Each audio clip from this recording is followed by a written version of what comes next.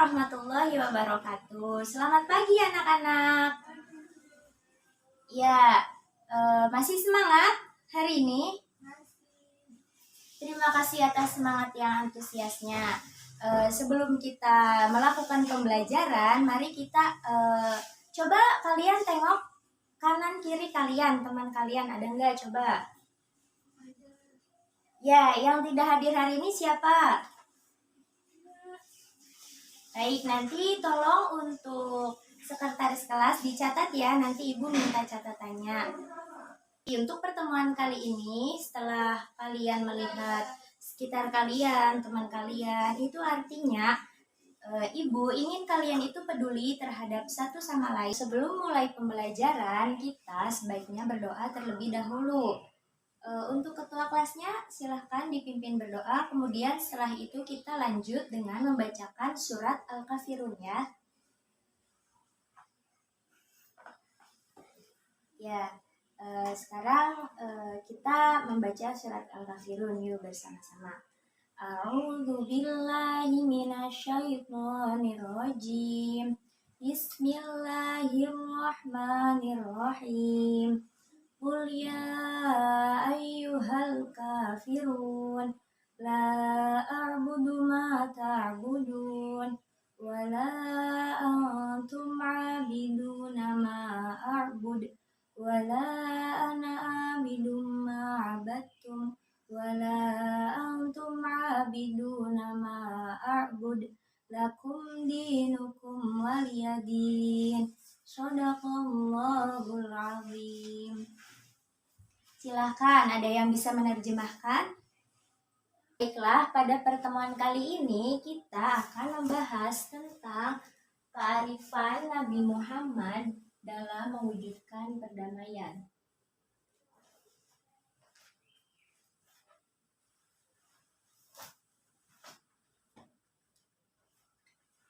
Silakan kalian buka buku paketnya halaman 20 ya.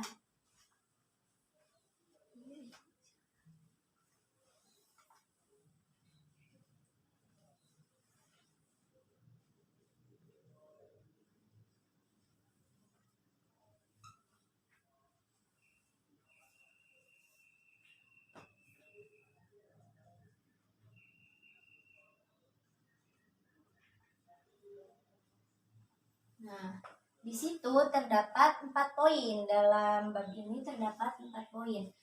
Poin yang pertama yaitu kepercayaan masyarakat Arab pra-Islam atau sebelum Islam.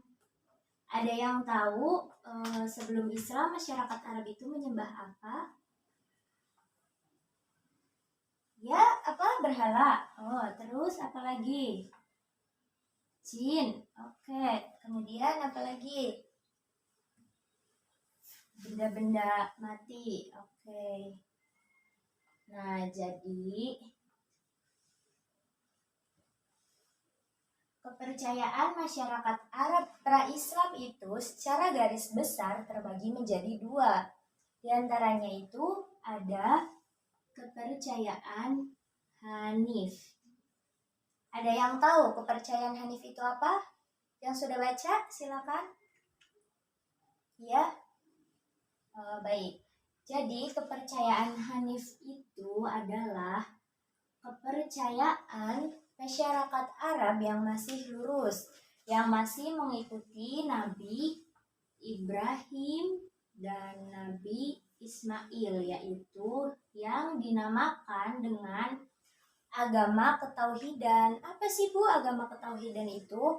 Agama ketauhidan itu agama yang mempercayai bahwa Tuhan itu esa atau hanya satu. Mereka hanya menyembah Tuhan yang satu, Tuhan yang esa, dan Tuhan yang kuasa. Jadi kalau sekarang itu bisa dinamakan dengan Islam, namun pada zaman dahulu itu namanya adalah agama ketauhidan. Nah, pada agama ketauhidan ini masyarakat Arab mereka masih lurus, masih menyembah semua kepada Allah, belum ada yang masuk, belum ada yang menyembah berhala, belum ada yang menyembah jin. mereka masih percaya pada agama Hanif atau agama ketauhidan. Kemudian yang kedua yaitu menganut kepercayaan wasniyah. Nah, apa sih kepercayaan wasniyah itu? Kepercayaan wasniyah ini adalah kepercayaan yang menyimpang dan sudah tidak seperti agama tauhid lagi yang menyembah Tuhan itu hanya satu dan Tuhan itu esa. Akan tetapi kepercayaan wasniyah ini sudah menganut seperti yang tadi sudah disebutkan, menganut berhala, menganut jin, menganut hantu, menganut benda-benda diam, benda-benda mati, kemudian menganut malaikat, ya diantaranya mereka itu terlalu menuhankan malaikat. Bahkan mereka menyebutkan bahwa malaikat adalah putri Tuhan. Nah, yang seperti ini hendaknya kita tidak boleh mempercayainya. Dari mana sih asalnya adanya kepercayaan wasniyah ini? Asal muasalnya dari mana? Nah, kepercayaan wasniyah ini berasal dari pemuka suku Huza'ah yang bernama Amir bin Lubai. Pada saat itu dia berdagang ke negeri Syam. Nah, setelah di negeri Syam, dia itu melihat kebiasaan atau adat masyarakat di sana yang menyembah patung-patung atau menyembah berhala, sehingga dia itu tertarik. Apa sih yang mereka sembah itu? Kok ada wujudnya? Sehingga dia itu penasaran dan mengambil salah satu berhala dan dibawa ke Mekah. Kemudian berhala tersebut dinamakan berhala Lata, di mana berhala itu menjadi setelah lama-kelamaan menjadi kebiasaan dan itu menjadi tradisi masyarakat Arab untuk menyembah berhala. Setelah adanya hadis, adanya wasniyah ini, kemudian mereka menyembah berhala, menyembah jin, menyembah benda mati, ya kemudian salah satunya juga menuhankan malaikat. Nah, di situ kita tidak boleh ya mengikuti hal yang seperti itu. Itu keadaan masyarakat Islam, masyarakat Arab pra-Islam. Nah, jadi ada dua kepercayaan besar, Hanif dan Wasniyah.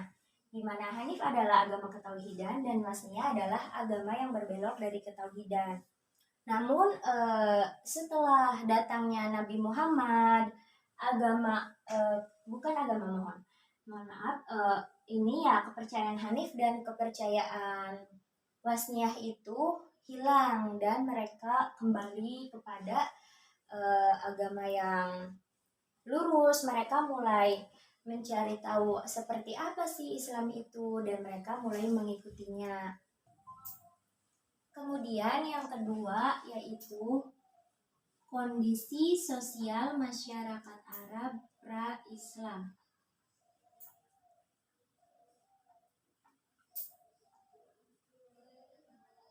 Nah, bagaimana sih masyarakat Arab itu sebelum Islam, kehidupan mereka ya? Kehidupan mereka pada zaman sebelum Islam yaitu untuk karakteristiknya mereka itu sangat baik ya, pemberani, tangguh, kekuatan berpikirnya itu sangat baik dan kemudian cerdas-cerdas dan juga ahli syair. Namun semua itu mereka kalah dengan kejahilan mereka, seperti meminum arak ya, yang pertama itu suka meminum arak atau mabuk-mabukan, kemudian berjudi.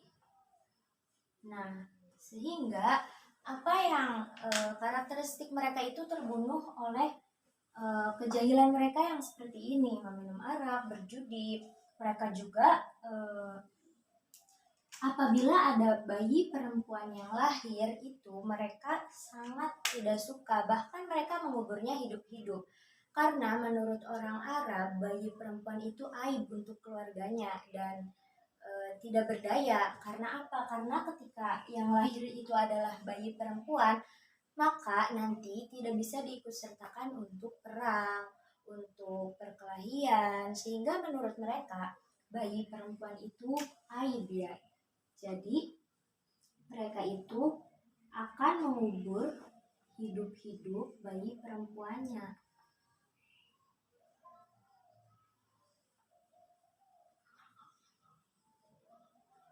Nah, kemudian selain mengubur hidup-hidup bayi perempuannya juga, apalagi setelah itu ada juga mereka itu dapat menikahi dan menceraikan wanita Arab itu semau mereka. Jadi ketika mereka mau menikahi, ya mereka menikahinya dengan bebas gitu. Kemudian setelah mereka mau menceraikannya, setelah mereka bosan, ya mereka juga akan dengan mudah ya menceraikan wanita-wanita Arab tersebut, karena wanita itu di mata mereka itu seperti binatang dan tidak berdaya, tidak ada harga dirinya ya, karena menurut mereka wanita itu lemah dan tidak bisa apa-apa selain melayani mereka.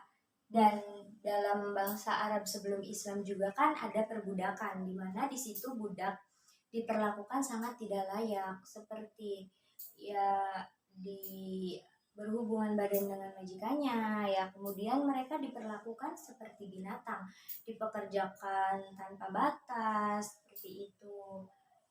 Nah, itu beberapa kondisi sosial masyarakat Arab. Setelah kita tadi membahas dua poin ya, dua materi tentang kondisi masyarakat Arab pra-Islam, kondisi kepercayaannya, kemudian yang kedua kondisi sosialnya, kita sekarang relax dulu ya, kita beristirahat sejenak. Tapi Ibu akan memberikan kuis untuk kalian. Jadi siapa yang bisa menjawabnya dengan cepat, maka dia bisa mendapatkan bintang di pertemuan kali ini. Nah, peraturannya nanti Ibu akan tampilkan gambar di sini ya. Akan menampilkan sekitar 2 gambar. Nanti Ibu akan kasih waktu 15 menit dan kalian bisa mendeskripsikan, menuangkan apa yang kalian pikirkan, apa yang ada di otak kalian itu apa mengenai gambar tersebut. Nanti bisa dideskripsikan ya seperti apa. Nanti Ibu minta acungkan tangan dan maju ke depan. Ya, silakan. Nanti Ibu akan tampilkan gambarnya di sini ya. Nah, nih gambarnya seperti ini nih. Nah, nanti silakan kalian kerjakan ya, Ibu tunggu sambil Ibu ingin menulis yang tidak hadir. Baik, kemudian poin selanjutnya yaitu kondisi ekonomi pra-Islam. Kondisi ekonomi siapa di sini? Yaitu kondisi ekonomi masyarakat Arab pra-Islam.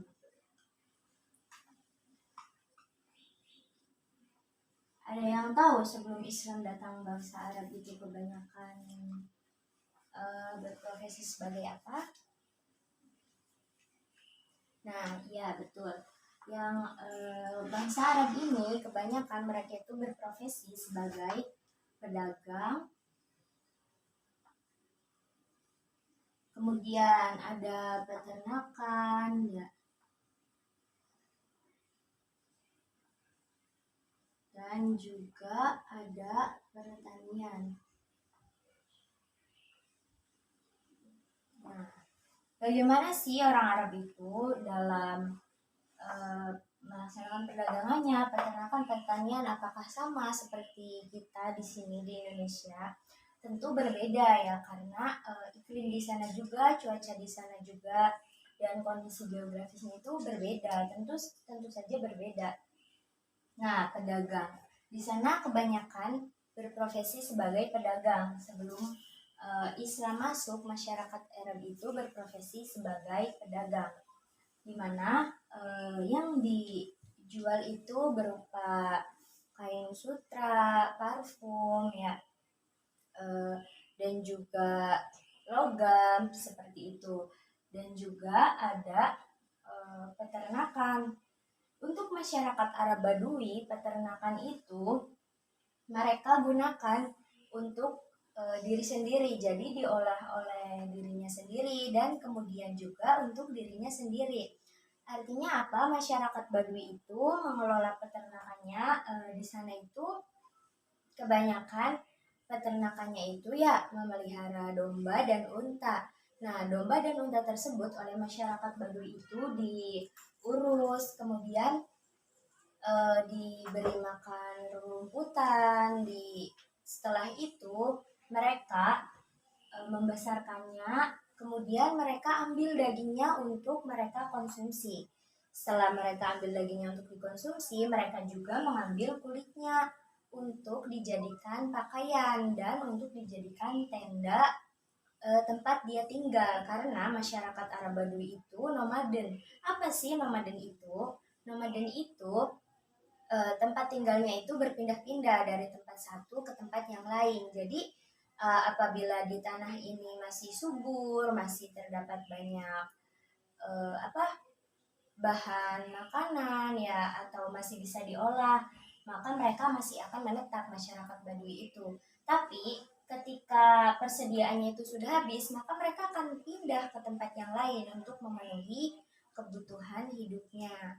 Setelah itu, selain masyarakat Baduy juga, peternakan itu oleh masyarakat kota digunakan untuk ini ya, sama tidak jauh berbeda dengan masyarakat Baduy ya kan, tetapi masyarakat kota itu lebih mayoritas sudah menetap sehingga hanya mengambil dagingnya saja untuk dikonsumsi dan untuk kulitnya dan untuk lain sebagainya itu diperjualbelikan, jadi bisa masuk ke perdagangan juga. Kemudian untuk masyarakat Arab yang di kota yang subur itu bagian seperti bagian Madinah, terus Khoibar, Najd, ya, Taif itu mereka perekonomiannya itu dari hasil pertanian kebanyakan. Mereka itu berkebun, mereka menanam banyak tumbuh-tumbuhan ya untuk kemudian digunakan sebagai penghasilan mereka untuk bertahan hidup. Setelah itu tapi mayoritas masyarakat Arab itu melakukan perdagangan ya, sehingga banyak kalangan mereka itu menjadi bangsawan dan di pasarnya juga bukan hanya sebagai tempat jual beli saja, akan tetapi bisa digunakan untuk tempat pertemuan para bangsawan, kemudian untuk tempat berkumpulnya para orang yang bisa syair ya, kemudian untuk banyak sebagainya seperti pusat perdagangan yang besar itu diantaranya ada Ukaz ya di situ dan Maljana. Dan tempat tersebut itu biasanya digunakan untuk pertemuan-pertemuan yang seperti itu. Kemudian poin yang terakhir itu tentang kondisi politik masyarakat Arab pra-Islam ya. Nah, bagaimana sih kondisi politiknya?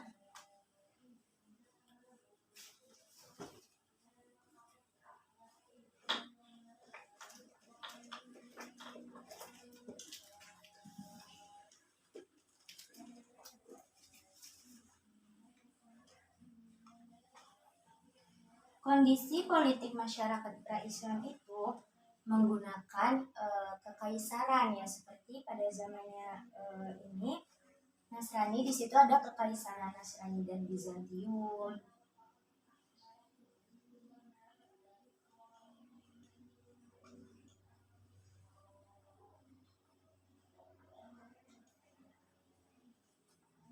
Di sini Ibu akan membahas poin pentingnya saja ya. Untuk itu kalian bisa baca di buku paket kalian, kemudian ini nanti akan Ibu bahas di pertemuan berikutnya. Jadi untuk sekarang kalian bisa lihat buku paket dan mencatat ya poin pentingnya.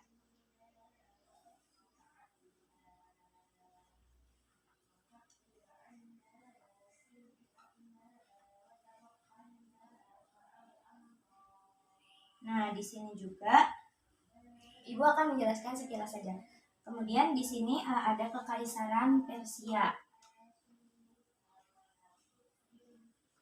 yang memeluk agama Zoroaster. Apa itu agama Zoroaster? Jadi sama seperti agama Majusi. Agama ini memeluk menyembah, ya maksudnya menyembah api atau menyembah benda-benda yang bercahaya seperti itu, dan mereka meyakini adanya Tuhan yang berwujud seperti itu untuk mereka sembah. Dan yang terakhir itu ada dinasti Himyar.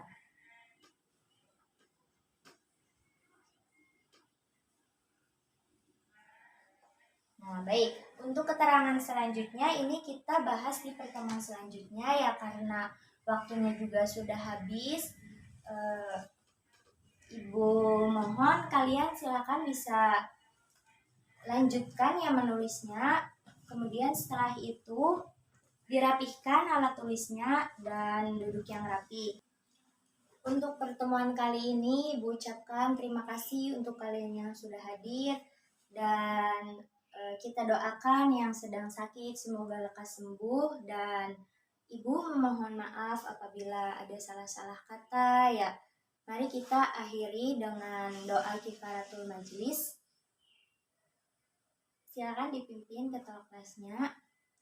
Bismillahirrahmanirrahim. Subhanaka Allahumma wa bihamdika asyhadu an la ilaha illa anta astaghfiruka wa atubu ilaik. Sekian, wassalamualaikum warahmatullahi wabarakatuh.